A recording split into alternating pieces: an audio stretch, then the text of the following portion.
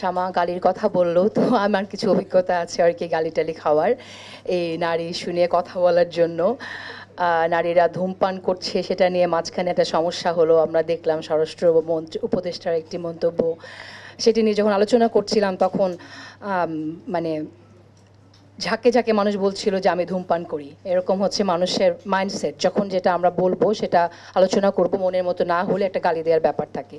আচ্ছা, আজকে আমি একটা কথা বলতে চাই যে নারী বিষয়ক সংস্কার কমিশন যে রিপোর্টটা দিয়েছে, সেই রিপোর্টটা দেওয়ার পরে আমরা শুনেছিলাম অনেক কমপ্লেইন ছিল যে আলেম সমাজের কেউ কেন নাই।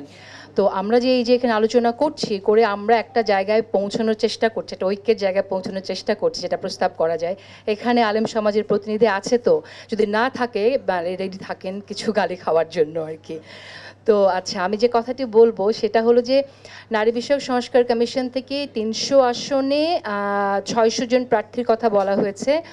আসলে তো অনেক কিছুই আমরা অনেক দিন ধরে বঞ্চিত আছি, দীর্ঘদিন বঞ্চিত আমরা। তো এই কম্পেনসেশন চিন্তা করলে যদি আমাকে কেউ বলা হতো আপনি কি কি চান, আমি শুধু 300 আসন চাইতাম না, আমি প্রধানমন্ত্রী নারী চাইতাম, প্রেসিডেন্ট নারী চাইতাম, প্রধান বিচারপতি নারী চাইতাম, প্রধান নির্বাচন কমিশনার নারী চাইতাম, সব কিছুই আমি আসলে মনে হয় নারীদেরকেই চাইতাম।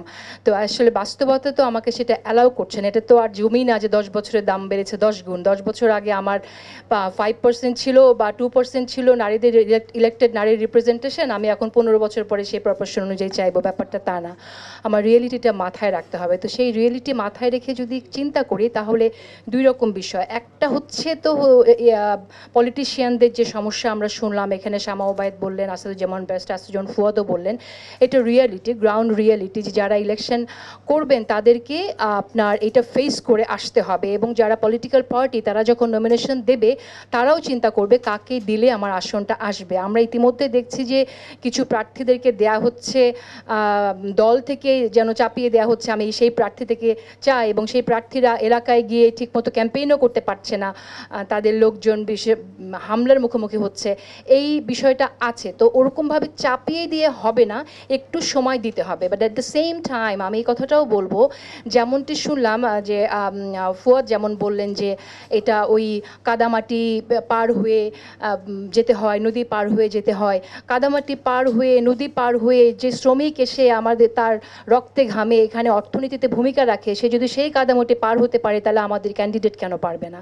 এই চিন্তা নিয়ে হবে না। হ্যাঁ, আরেকটা বিষয় হচ্ছে যে আমরা তো সংস্কারের কথা বলছি এখানে, তো কথাবার্তা শুনে মনে হচ্ছে আমরা সেই আগের জায়গায় চলে যাব। এই সংস্কার প্রস্তাবনাগুলো এসছে যে মানি অ্যান্ড মাসেল থেকে কি করে দূর হয়ে আমরা একটা প্রপার একটা ইলেকট্রাল সিস্টেমের মধ্যে দিয়ে সৎযোগ্য প্রার্থী পেতে পারি। তো কিন্তু আলোচনা শুনে মনে হচ্ছে আমরা প্রস্তাব করছি এগুলো কাগজেই থেকে যাবে, আলটিমেটলি এগুলো কিছুই হবে না।